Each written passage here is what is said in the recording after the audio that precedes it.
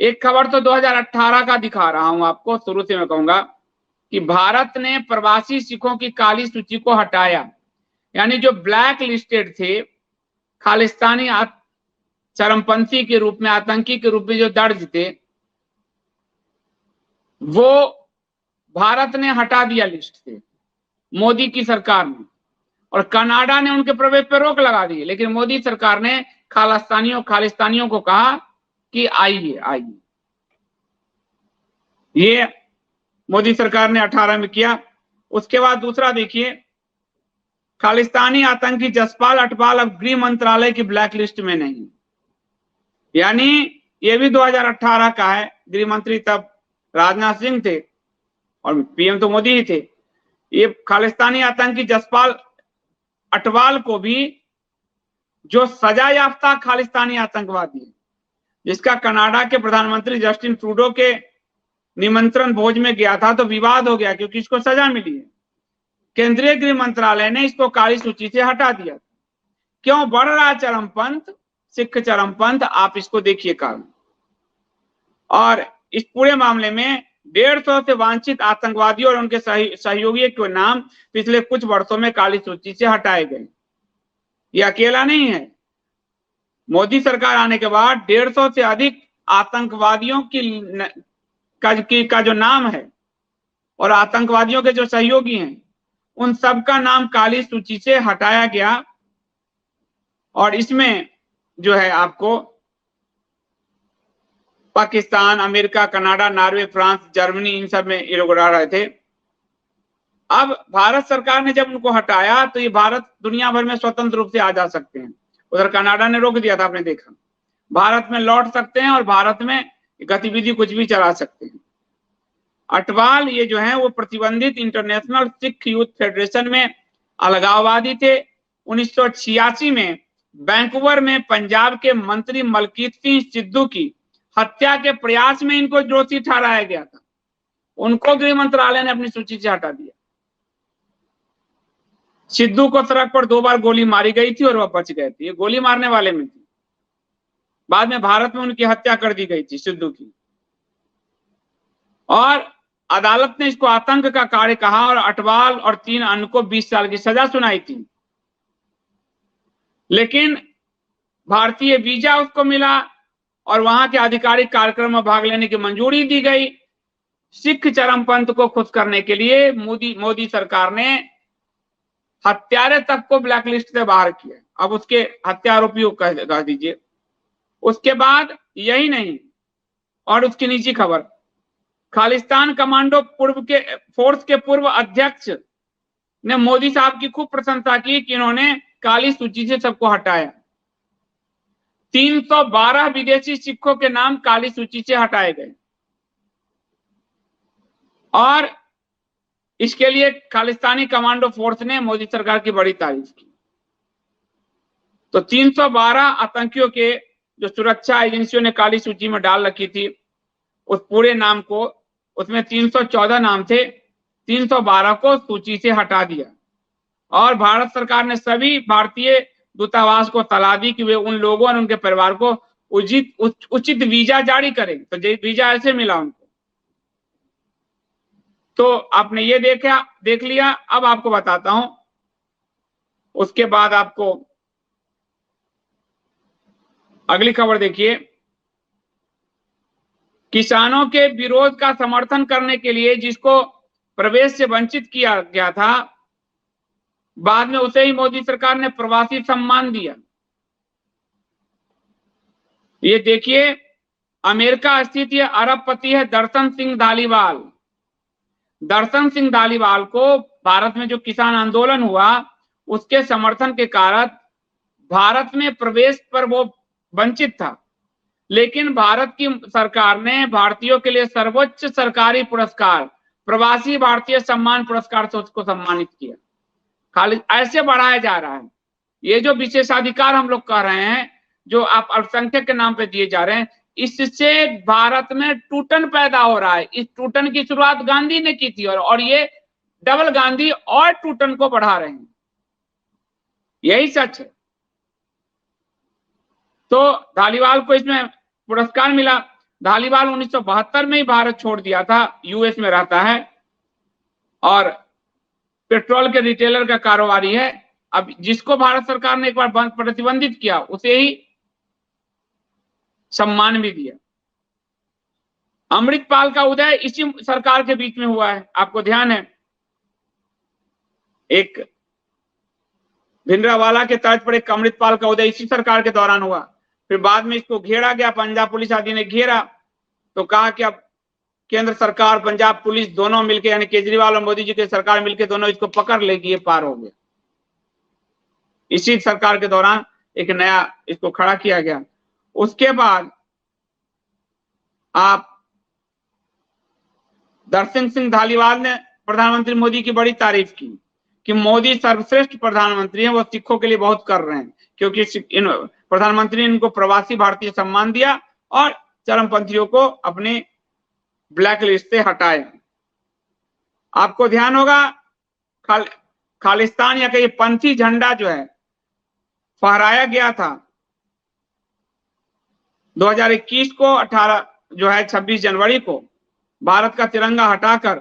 उस मामले में भी आपको ध्यान होगा लिपापोती हुई थी और उसमें इनपुट 20 दिन पहले से था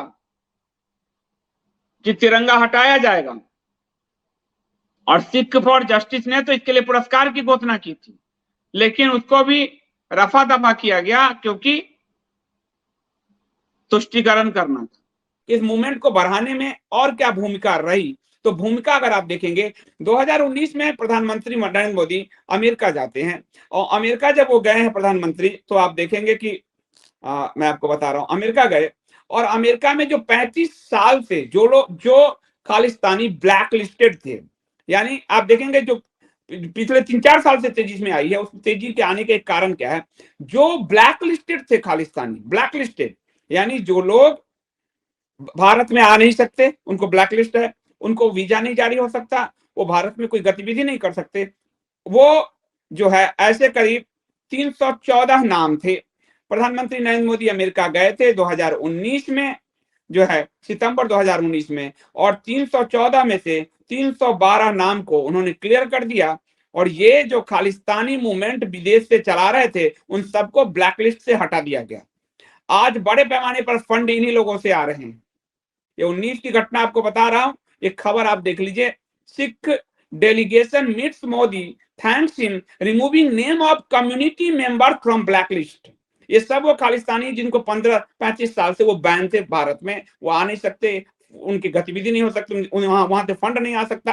अब वो फंड भी आएगा, वो आ भी रहे हैं और गतिविधि को भी बढ़ा रहे हैं। और ये सब क्यों किया जा रहा है? सिर्फ वोट बैंक के लिए, सिर्फ वोट बैंक के लिए, और कोई नहीं, बड़ा विजन कुछ नहीं, सिर्फ वोट बैंक के लिए। और इसीलिए ये भी, यानी भाजपा की तरफ से भी अलगाववाद को सीधे सीधे प्रश्रय दे दिया गया है।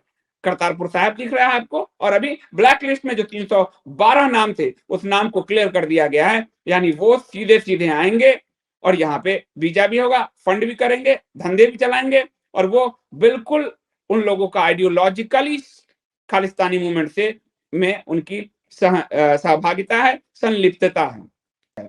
अब खुफिया एजेंसी क्या कहती है इसको लेकर? खुफिया एजेंसी, भारत की खुफिया एजेंसी जो है, उसने बड़े पैमाने पर भारत सरकार को ये सूचना दी है, IB ने, कि पाकिस्तान का जो सेना का जनरल बाजवा है और ISI का जो चीफ है नदीम अंजुम, वो खालिस्तान मूवमेंट को बढ़ा रहा है और बड़े पैमाने पर इसमें यूथ को इन्वॉल्व किया गया है। करतार सिंह साहिब कॉरिडोर का भी जो है इसमें दुरुपयोग किया जा रहा है। और उसको लेकर जो खुफिया एजेंसी की रिपोर्ट थी, वो मैं आपको खुफिया एजेंसी की रिपोर्ट आपको बता देता हूं। और बाद में लुधियाना के अदालत परिसर में विस्फोट भी हुआ था। सबसे बड़ी बात, प्रधानमंत्री को भी रोक दिया पर किसी पे कार्रवाई नहीं हुई है, वह तो ब्लैक लिस्टेड को छोड़ दिया गया है। तो आप प्रधानमंत्री को 20 मिनट तक देश के सबसे बड़े लोकतंत्र दुनिया के उसके प्रधानमंत्री को बंधक बनाने, मामूली बात आप समझ रहे हैं, फिर भी उस पर कोई कार्रवाई नहीं है। यहाँ कनाडा कार्रवाई करता है तो उनको ठीक कर देता है, हमारे यहाँ सिर्फ विक्टिम कार्ड चलता है और तुष्टीकरण चलती है। तुष्टीकरण, इस तुष्टीकरण ने भारत को विभाजन दिया, ये तुष्टीकरण भारत को और विभाजन देगा। मेरी बात बुरा लगती हो, 40-50 साल इंतजार कीजिए, आपको दिख जाएगा कि तुष्टीकरण कितना बड़ा विभाजन। हमें भारत को बांटने में सिर्फ पॉलिटिकल तुष्टीकरण की बड़ी भूमिका है और किसी चीज की नहीं है। पॉलिटिकल तुष्टीकरण नहीं होता तो पाकिस्तान नहीं बनता, लेकिन पॉलिटिकल तुष्टीकरण के कारण ये बना है और आज यही पॉलिटिकल तुष्टिकरण नहीं होता तो आतंकवाद नहीं होता पंजाब में। लेकिन उस समय भिंडरावाले को इंदिरा गांधी ने और जनता पार्टी और अकाली ने दूसरी तरफ मिलकर जो खेला, वो खेल पंजाब को महंगा पड़ा है। तो केंद्रीय एजेंसी इसमें जो कह रही है वो साफ साफ कह रही है कि जो पंजाब का चुनाव है उसमें ये पाकिस्तान की और आईएसआई की बड़ी संलिप्तता है। खालिस्तान मूवमेंट को बढ़ाने में भी इनकी जो है बड़ी भूमिका है। और विदेश में बैठकर ये लोग जो है कानूनी दायरे पूरा जो है हमारी जो एनआईए की टीम वो कनाडा गई थी और सिख फॉर जस्टिस जैसे खालिस्तानी संगठन जो है, Babbar Khalsa international, Sikh for justice, Khalistani tiger force, Khalistan जिंदाबाद फोर्स, कई जो संगठन है उसके बारे में डाटा जुटाने के लिए हमारी एनआईए इस चुनाव से ठीक पहले कनाडा गई थी। और कनाडा का प्राइम मिनिस्टर जान रहा है इस बात को, इसलिए उसने रूट काट दिए हैं फंडिंग के, पर हमारे यहाँ नहीं समझ रहे हैं। 1 साल तक वहां यहाँ पे लंगर चल रहे हैं, 1 साल तक पिज्जा पार्टी चल रही है, 1 साल तक युवती का दुष्कर्म और पूरे सब चल रहा है, और बस सरकारें मगन है कि वोट इससे हमें मिल जाएंगे। ये स्थिति थी 1 साल तक। कनाडा ने तुरंत इस पर कंट्रोल कैसे किया, क्योंकि वही जब फंड कर रहे हैं तो हमें मालूम है, मैं आपको फंड करूंगा तो मुझे मालूम होगा कि आपको कोई और भी फंड करेगा, तो उसने ये काम किया है। और इस पूरे मामले में जो आप देखेंगे कि जो राष्ट्रीय जांच एजेंसी है एनआईए, वो खालिस्तानी आतंकवादी हरदीप सिंह निज्जर के खिलाफ भारत में जो है आरोप पत्र भी दाखिल किया गया। इसलिए मैं आपको कोर्ट, आप कहोगे सोर्स से केवल बता रहा हूं, नहीं, एनआईए कनाडा गई, ये कंफर्म न्यूज है, ये मीडिया में भी आई। एनआईए ने जो है खालिस्तानी आतंकवादी हरदीप सिंह निज्जर के खिलाफ जो है आरोप पत्र दाखिल किया है, ये भी फैक्ट है, ये फैक्चुअल बात आपको बता रहा हूं। और ये जो है निज्जर जो है ये बब्बर खालसा इंटरनेशनल का सदस्य रहा है, और ये सब जो है भारत में हवाला के जरिए एक बड़े पैमाने पर पैसे आए हैं, एनआईए ने कहा है। पर कनाडा की तरह रोका नहीं गया है, क्यों? क्योंकि भावना आहत हो जाएगी, तुष्टिकरण कैसे होगा, अभी तक रोका नहीं गया है, वो पैसे आ रहे हैं, आप किसान आंदोलन में भी आए और अभी भी आ रहे हैं। तो इसमें बाद में पता चला कि ये जो पैसा हवाला के थ्रू नेटवर्क होकर आ रहा है, इसमें बड़े पैमाने पर हथियार पाकिस्तान से भी लाए जा रहे हैं। ये एनआईए की रिपोर्ट है, आरोप पत्र में, ये कोर्ट में आरोप पत्र दाखिल में है, ठीक है। और खुफिया एजेंसी का कहना है कि आईएसआई और खालिस्तान समर्थक की राह इस समय सबसे आसान है। मैंने आपको बताया कि 4 से 5 साल में जबरदस्त पंजाब को तोड़ने का काम हुआ है। इस समय सबसे आसान है, क्योंकि पहले अकाली भाजपा और कांग्रेस होती थी, अब एक अलग कांग्रेस है, एक केजरीवाल है, एक अमरिंदर कांग्रेस है, एक अकाली है, एक भाजपा है, यानी 5-6 ये जो मोर्चे हैं, 3 और 4 मोर्चे पे, उसमें चीजों को पुश करना आईएसआई के लिए बहुत आसान हो गया है। और इस पूरे मामले में जो है बड़े पैमाने पर बेअदबी की घटनाएं, हिंसा कराना, और पंजाब के ड्रग केस में जो आरोपी अकाली नेता था विक्रम मजीठिया के खिलाफ भी लुकआउट नोटिस जारी किया गया था। तो ये भी सामान्य बात नहीं है। और भारतीय एजेंसी ने इस बारे में एक अलर्ट भी जारी किया है, और उसमें कहा है कि आपसी नफरत पैदा करना, विस्फोट पैदा करना, संपत्तियों को नुकसान पैदा करना, नेताओं पे हमला प्रधानमंत्री पे हो चुका है, इसलिए ये भी रिपोर्ट झूठ नहीं है। नेताओं पे हमला यानी प्राइम मिनिस्टर पे हो चुका है, आप देख लीजिएगा। और आज प्रधानमंत्री पे हमला किया मनमोहन सिंह ने, यानी कांग्रेस, आप देख लोगे सारी पार्टियों का, आपको मैंने बताया कोई भी दूध का धुला नहीं, लेकिन कांग्रेस फिर कूदी है इस मामले में, आप देखिएगा इसको।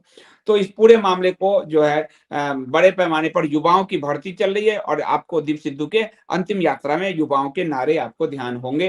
तो ये किसी तरह कश्मीर के बाद पुनः पंजाब को दहलाने का प्रयास है। आज भी वही स्थिति है, हम 3, 4, 5 दशक, 6 दशक बीत चुके हैं, लेकिन पॉलिटिकल सिर्फ तुष्टिकरण के लिए, वोट जीतने के लिए भारत के नेताओं ने, भारत के एक नेताओं में खूनी प्रवृत्ति है, आम जनता को मरवाकर चुनाव जीतते रहे हैं, ये बात सच है।